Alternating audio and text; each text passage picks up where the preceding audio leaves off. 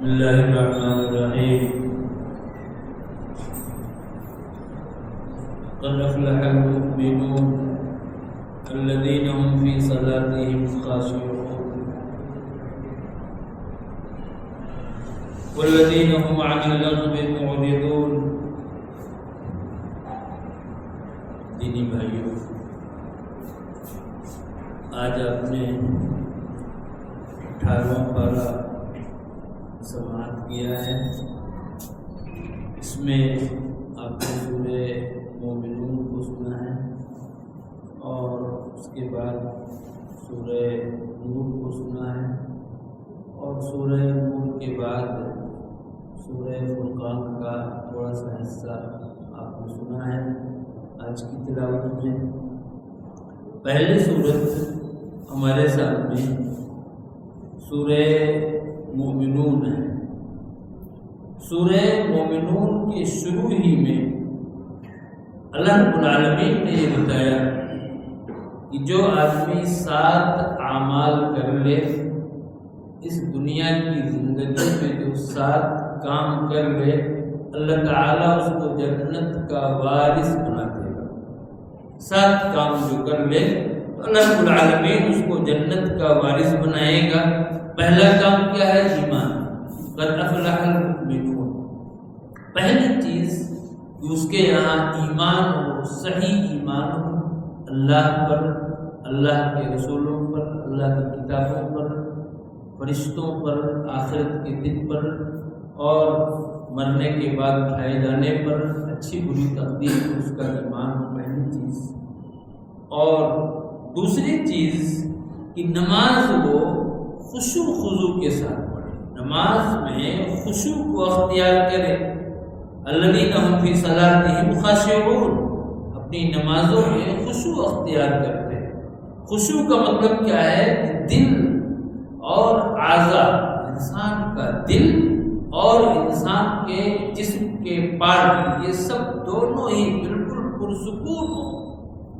دل کے اندر اللہ رب العالمین کا خوف ہو نماز کی حالت میں، اور جب دل میں اللہ کا خوف ہوگا تو اس کے اعضاء و جوارح، اس کے جسم کے پارٹ، اس کا ہاتھ، اس کی آنکھ اور اس کے دوسرے پارٹ، یہ سب پرسکون ہوں گے. ایک انسان نماز کے اندر خشوع و خضوع کو اختیار کرے. خشوع اور خضوع دراصل یہ نماز کی روح ہے، نماز کی جان ہے خشوع اور خضوع. ابن عباس رضی اللہ تعالیٰ عنہما فرماتے ہیں کہ رکعتان فی تفکر خیر من قیام لیلۃ والقلب صاحی. کہ تفکر و تدبر کے ساتھ، غور و فکر کے ساتھ 2 رکعتیں پڑھ لینا، یہ پوری رات کے ایسے قیام اللیل سے بہتر ہے جس میں انسان کا دل غافل ہو. ایک انسان کا دل غافل ہو، ایک انسان پورے تفکر و تدبر، خشوع و خضوع کے ساتھ اگر نماز کو پڑھتا ہے تو اس نماز کی الگ ہی قیمت ہے. غفلت کے ساتھ نماز کو ادا کرنا، ایک انسان نماز میں ہے، دل اس کا کہیں اور غافل ہے، تو ایسی نماز روٹین کی نماز تو ہو سکتی ہے لیکن ایک انسان کے لیے زیادہ مفید نہیں ہوا کرتی ہے. تیسری چیز یہ کہ وہ لغو سے اعراض کرے. لغو کا مطلب کیا ہے؟ کہ ہر وہ ایسی بات یا ہر وہ ایسا کام جس میں انسان کا کوئی فائدہ نہ ہو، بے فائدہ چیز، اس سے ایک انسان کو اعراض کرنا ہے، ایک انسان کو اس سے ہٹ کر کے رہنا ہے. یہ تیسری چیز ہے. اگر ایک انسان اسے کر لے تو اس کے لیے بھی کیا جنت کی بشارت ہے. لغو سے اعراض. آپ دیکھیے کتنے فلمیں ہیں، ڈرامے ہیں اور ان کی نہ جانے کون کون سی قسمیں ہیں. ایسے ہی نیٹ پر پتہ نہیں موبائل پر کتنی چیٹنگ ہیں، کیا کیا چیزیں ہیں. آپ دیکھیں ان میں سے بہت ساری چیزیں ایسی ہیں جن میں انسان کو کوئی فائدہ نہیں، کوئی فائدہ نہیں. ایک انسان کو بالکل لایانی چیز، لغو چیز ہے، لیکن ایک نوجوان اس کے پیچھے لگا رہتا ہے، اس کے پیچھے لگا رہتا ہے. فلموں کے پیچھے نہ جانے کتنے پیسے لوگ پہلے خرچ کرتے تھے، آج کے پیچھے اپنے ٹائم کو برباد کرتے، وقت کو برباد کرتے. کتنے نوجوان اپنے ایجوکیشن کو برباد کرتے ہیں. ساری چیزیں ہیں، سب کیا ہے؟ لغو چیزیں ہیں، لایانی چیزیں ہیں. قرآن کہہ رہا ہے کہ وہ لغو سے اعراض کرتے ہیں.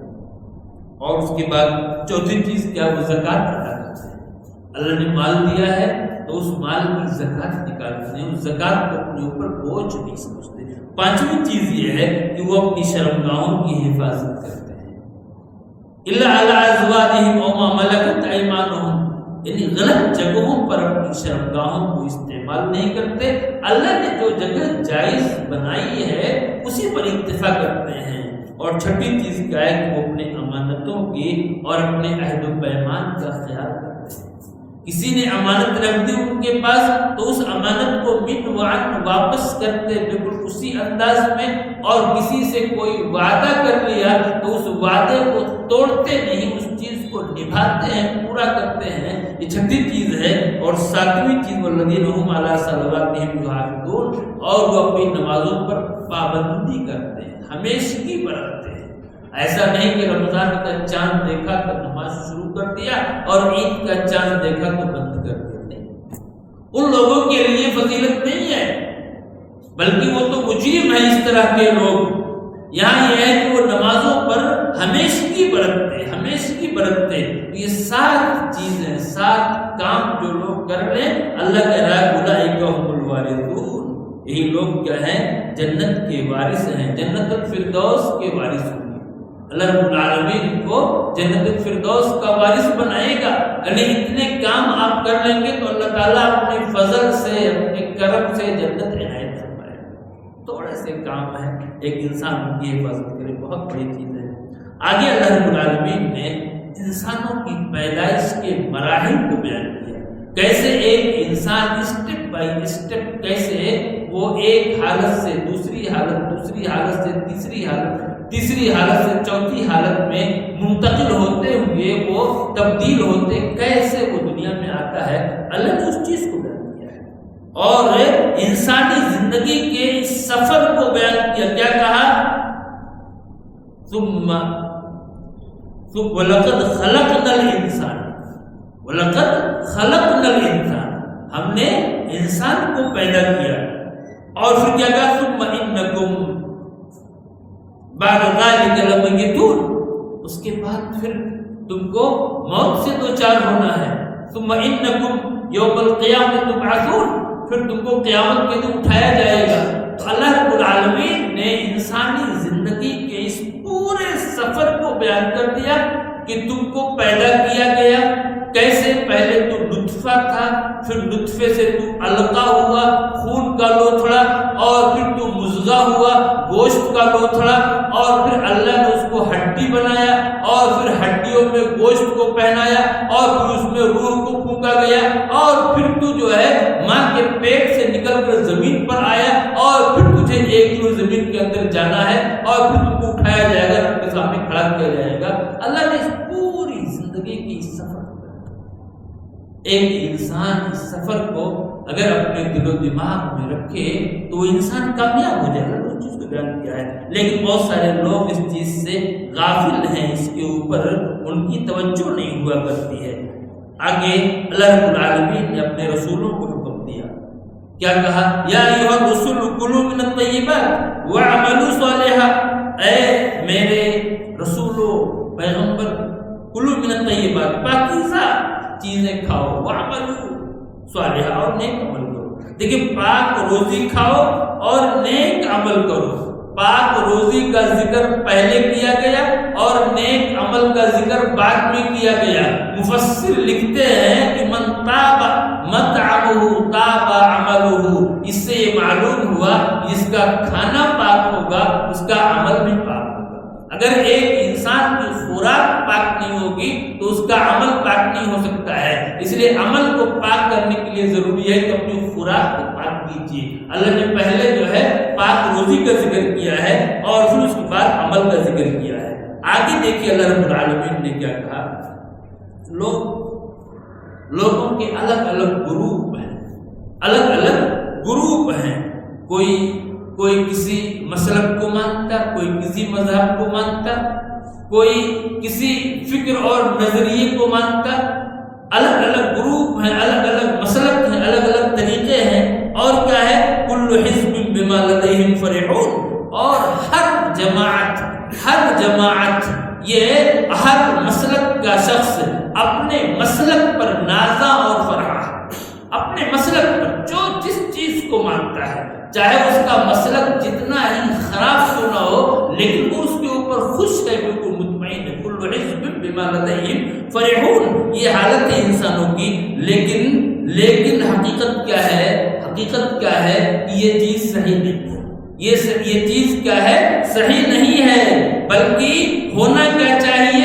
ہونا کیا چاہیے کہ افرح بالحق ولو کان ضدک، تم حق پر خوش ہو، حق پر تم خوشی کا اظہار کرو، گرچہ وہ حق تمہارے خلاف ہی کیوں نہ ہو، تمہارے اگینسٹ میں جائے، تب بھی تمہیں اس حق کے اوپر خوشی کا اظہار کرنا ہے۔ آج معاملہ کیا ہے کہ ایک انسان اپنے مسلک کو مضبوطی کے ساتھ پکڑتا ہے اور مسلک پر خوش ہوتا ہے، حالانکہ ہونا کیا چاہیے کہ وہ حق کو مضبوطی کے ساتھ پکڑے، چاہے وہ اس کا مسلک ہو یا نہ ہو۔ یہ تعلیم ہے اللہ رب العالمین کی، اور قرآن کریم کی یہ تعلیم ہے۔ اور آگے اللہ رب العالمین نے یہ فرمایا کہ میرے خاص بندے جو ہیں، خاص بندے، ان کی خاص صفت ہے اور ان کی خاص پہچان ہے، میرے خاص بندوں کی۔ عام بندے تو بہت سارے ہیں، لیکن جو میرے خاص بندے ہیں ان کی خاص پہچان ہے۔ کیا پہچان ہے؟ اولئک یسارعون فی الخیرات، یہ ہمارے جو خاص بندے ہیں وہ نیکیوں میں جلدی کرتے ہیں۔ یسارعون فی الخیرات کا، نیکیوں میں جلدی کرتے ہیں۔ یسارعون الی الخیرات نہیں کہا، نیکیوں کی طرف جلدی کرتے ہیں، نیکیوں میں جلدی کرتے ہیں۔ فی کو لایا گیا، فی کو لانے کا مطلب کیا ہے؟ مفسر کہتے ہیں کہ فی کو لانے کا مطلب یہ ہے کہ انہم مستغرقون فی الخیرات، وہ لوگ نیکیوں میں ڈوبے ہوئے رہتے ہیں۔ ایسا نہیں کہ ایک نیکی کر لی اور بس ہو گیا، نہیں، بلکہ ایک نیکی کی دوسری میں لگ گئے، دوسری کی تیسری میں لگ گئے، تیسری کی چوتھی میں لگ گئے۔ اس طرح سے نیکیوں میں بالکل ڈوبے ہوئے ہوتے ہیں جو اللہ کے خاص بندے ہوتے ہیں۔ اس بنیاد پر اللہ نے یہاں کہا فی الخیرات کا، اولئک یسارعون فی الخیرات۔ اور آگے اللہ رب العالمین نے اتنی اہم بات کہی، کیا فرمایا اللہ نے کہ اگر حق اگر آدمی کی خواہشات کے تابع ہو جائے، حق اگر آدمی کی خواہشات اس کی چاہت کے تابع ہو جائے، تو یہ آسمان اور یہ زمین سب تباہ و برباد ہو جائے۔ وَلَوِ اتَّبَعَ الْحَقُّ أَهْوَاءَهُمْ لَفَسَدَتِ السَّمَاوَاتُ وَالْأَرْضُ، اگر یہ حق ان کی خواہشات کے تابع ہو جائے تو یہ آسمان بھی فساد کا شکار ہو جائے اور زمین بھی فساد کا شکار ہو جائے، اور ان کے اندر جتنی چیزیں ہیں سب کی سب فاسد ہو جائیں۔ معلوم کیا ہوا؟ یہ حق جو ہے، حق یہ تابع نہیں ہو سکتا، حق یہ کسی کے تابع نہیں ہو سکتا، بلکہ حق کیا ہوگا؟ یہ مطبوع ہوگا، حق کی پیروی کی جائے گی، حق کسی انسان کے تابع نہیں ہو سکتا ہے۔ اور یہ آپ جان لیجئے کہ خواہشات کی پیروی کرنا، اتباع الاہواء وہ اصل الفساد، خواہشات کی پیروی کرنا یہ فساد کی جڑ ہے، فساد کی جڑ یہی ہے، خواہشات کی پیروی۔ اگر حق یہ ایک انسان کی خواہشات کے تابع ہو جائے تو پھر اتنا بڑا فساد پیدا ہوگا کہ وہ فساد زمین تک محدود نہیں ہوگا بلکہ آسمان تک پہنچ جائے گا، اور آسمان اور زمین سب کیا ہوں گے؟ فاسد ہو جائیں گے۔ معلوم یہ ہوا کہ کسی لوگوں کو حق کے ذریعے پہچانا جائے گا، حق کو لوگوں کے ذریعے نہیں پہچانا جائے گا۔ ایسا نہیں کہ فلاں صاحب کہہ رہے ہیں، فلاں صاحب کہہ رہے ہیں اس لیے یہ بات صحیح ہوگی، نہیں، حق کو لوگوں کے ذریعے نہیں پہچانا جائے گا بلکہ لوگوں کو حق کے ذریعے پہچانا جائے گا۔ یعنی وہ آدمی اگر جو بات کہہ رہا ہے اگر وہ حق ہے تو ٹھیک ہے، اگر وہ حق ہے تو ٹھیک ہے، ورنہ اگر وہ حق نہیں ہے تو وہ چاہے جتنا بڑا انسان ہو اس کی بات کی کوئی اہمیت نہیں ہو سکتی ہے۔ یہ تعلیم ہے اللہ رب العالمین کی، اور یہی منہج ہے اس جماعت کا، سلفی جماعت کا، جماعت اہل حدیث کا یہی منہج ہے کہ حق یہ کسی کے تابع نہیں ہو سکتا ہے، اور حق یہ کسی کے اوپر منحصر نہیں ہے، بلکہ حق کیا ہے؟ جو قرآن میں ہے اور جو حدیث میں ہے۔ یہ چیز ہے، اس لیے حق کو ہم مطلوب بنائیں، حق کو تابع نہ بنائیں۔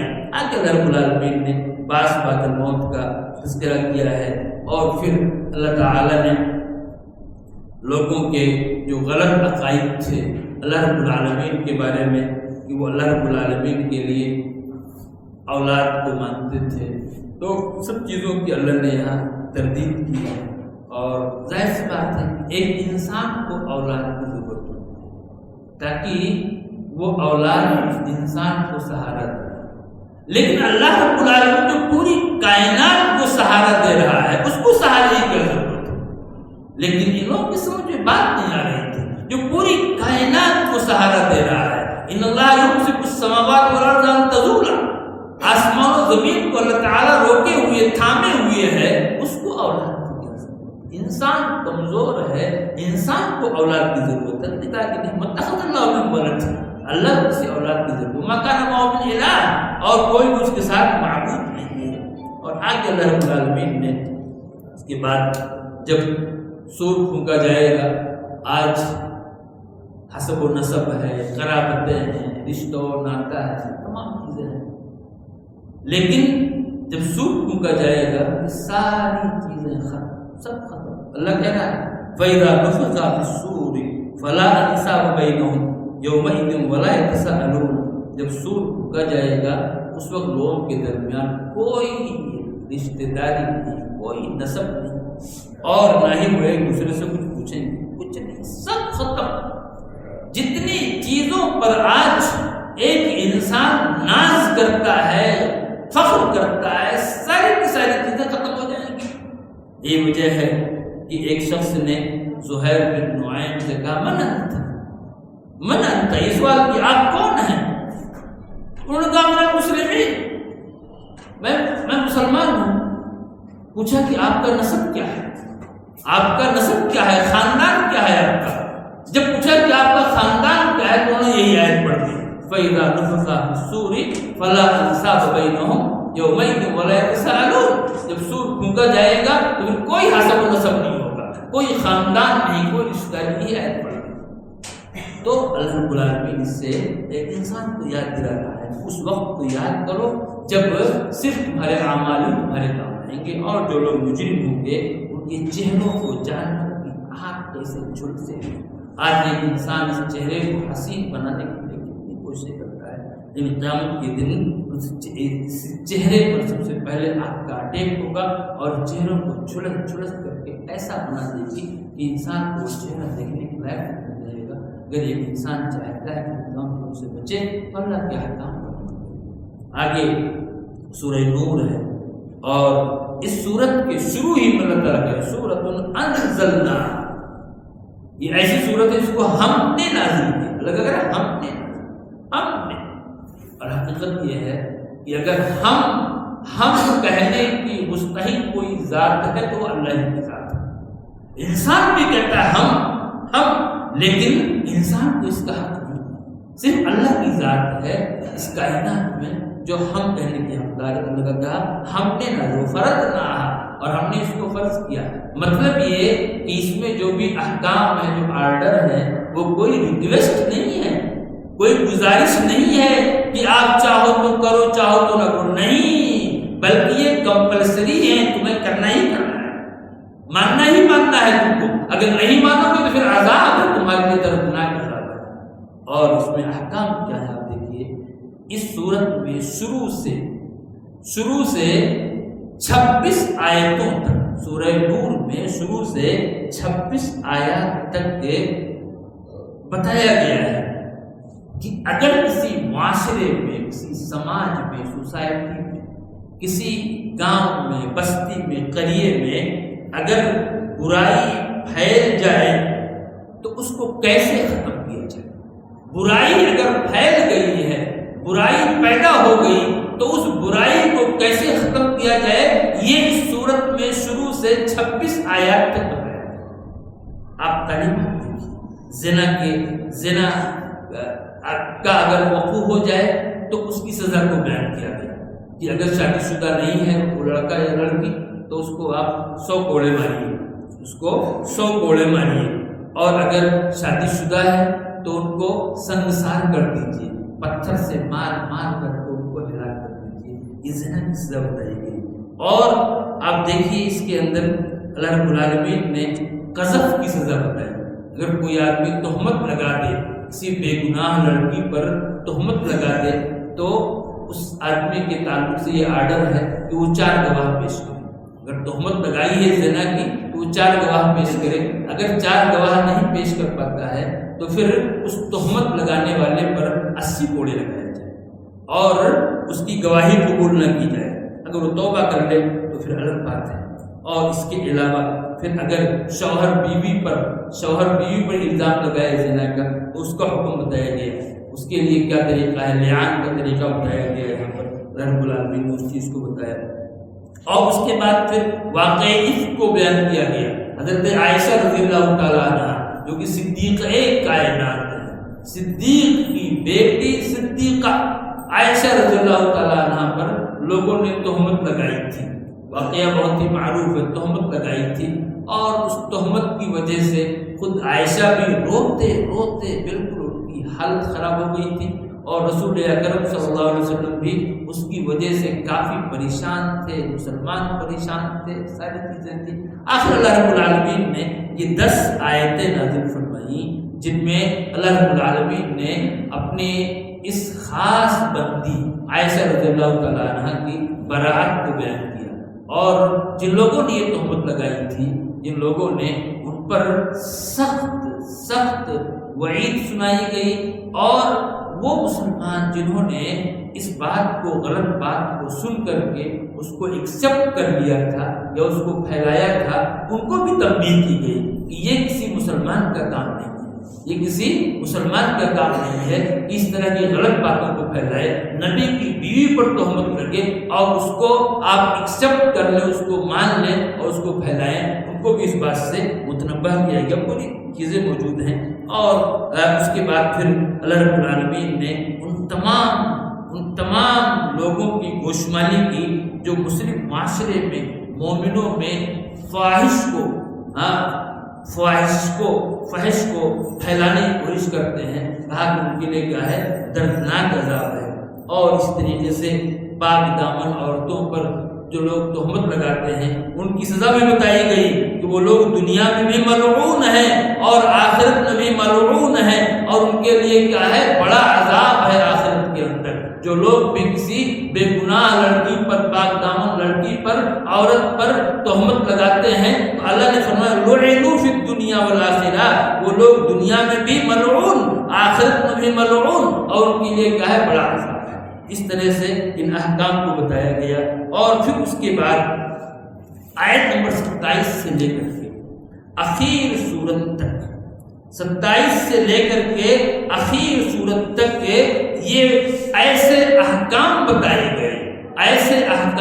گئے جن پر عمل کرنے کے بعد وہ برائی پیدا ہی نہ ہو، سرے سے وہ برائی پیدا ہی نہ ہو، ایسے احکام بتائے گئے۔ یعنی اگر ایک انسان کو بیماری لگ گئی، اب ظاہر ہے کہ اس کو ٹریٹمنٹ کی ضرورت ہے، علاج کی ضرورت ہے، اب اس کو دواؤں کی ضرورت ہے، تو 26 آیات تک وہ بتایا گیا، اور اس کے بعد پھر اس کو ایسا نسخہ بتایا گیا، ایسا طریقہ بتایا گیا کہ وہ اس کو اختیار کرنے کے بعد اب وہ اس بیماری ہی سے بچ جائے، اس برائی ہی سے بچ جائے۔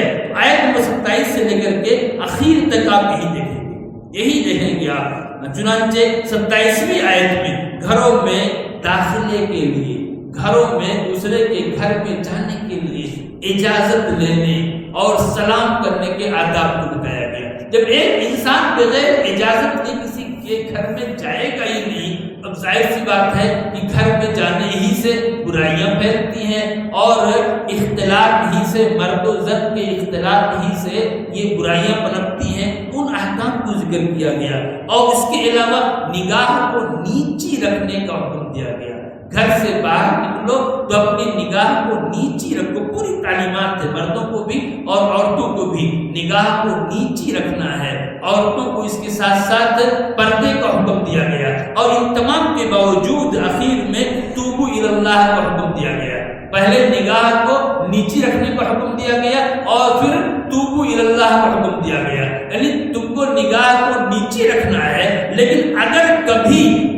کبھی تم سے ایسی غلطی ہو جائے کہ تم اپنی نگاہ کو نیچی نہیں رکھ سکے، تمہاری نگاہ جو ہے غلط جگہوں پر پڑ گئی، تو فوراً تم کیا کرو؟ توبہ کرو، فوراً فتوبوا الی اللہ، فوراً تم توبہ کرو۔ یہ تمام چیزیں، یہ تمام تعلیمات دی گئی۔ ایسے ہی نکاح کرانے کا حکم دیا گیا کہ جو بھی غیر شادی شدہ ہیں معاشرے میں ان کے نکاح کرا دو، مرد ہوں تو عورتیں ہوں تو کوئی بھی ہوں، ان کے نکاح کرا دو۔ اور اس کے ساتھ ساتھ جن لوگوں کے اندر شادی کرنے کی طاقت نہیں ہے، ان کے پاس اتنا مال نہیں ہے وہ نکاح کر سکیں، تو ان کو حکم دیا گیا کہ وہ پاک دامنی کو اختیار کریں۔ حدیث میں اس کا طریقہ بتایا گیا ہے کہ ایسا نوجوان جس کے اندر جنسی قوت ہے لیکن شادی کرنے کی طاقت نہیں ہے، ابھی اس کو رشتہ نہیں مل رہا ہے کہ وہ شادی کر لے، تو ایسے نوجوان کو نبی پاک نے حکم دیا کہ وہ روزہ رکھے، اس روزے کی وجہ سے اس کی شہوت، اس کی خواہش کم ہو جائے گی۔ اور پھر آپ دیکھیے غض بصر کے بعد نگاہ کو نیچی رکھنے کا حکم دینے کے بعد اللہ نے فرمایا کہ اللہ نور السماوات، اللہ جو ہے آسمان و زمین کا نور ہے۔ اس سے ایک مفسر نے استدلال کیا ہے کہ من غض بصرہ نور اللہ قلبہ، جو انسان اپنی نگاہ کو جھکا کر کے رکھے گا اللہ اس کے دل کو منور کر دے گا، اللہ اس کے دل کو منور کر دے گا۔ تو اس طرح کی تعلیمات ہیں اس سورت کے اندر، سورہ نور کے اندر۔ اور پھر اخیر میں اللہ رب العالمین نے نبی کی اطاعت سے ہٹنے پر دردناک عذاب کا ذکر کیا ہے۔ واقعی ایسے احکام ہیں، ایسی تعلیمات ہیں کہ اگر ایک مسلمان کو پکڑ لے مضبوطی کے ساتھ تو اس کا دل روشن ہو جائے، اس کا گھر روشن ہو جائے اور اس کا معاشرہ اور سماج یہ روشن ہو جائے۔ اسی بنیاد پر سورت کا نام نور رکھا گیا، سورہ نور یعنی روشنی والی سورت ہے۔ پورا معاشرہ جگمگ کرے گا۔ بس شرط یہ ہے کہ ہم ان تعلیمات کو اختیار کر لیں۔ اللہ تعالی ہم کو اور آپ سب کو اس کی توفیق عطا فرمائے۔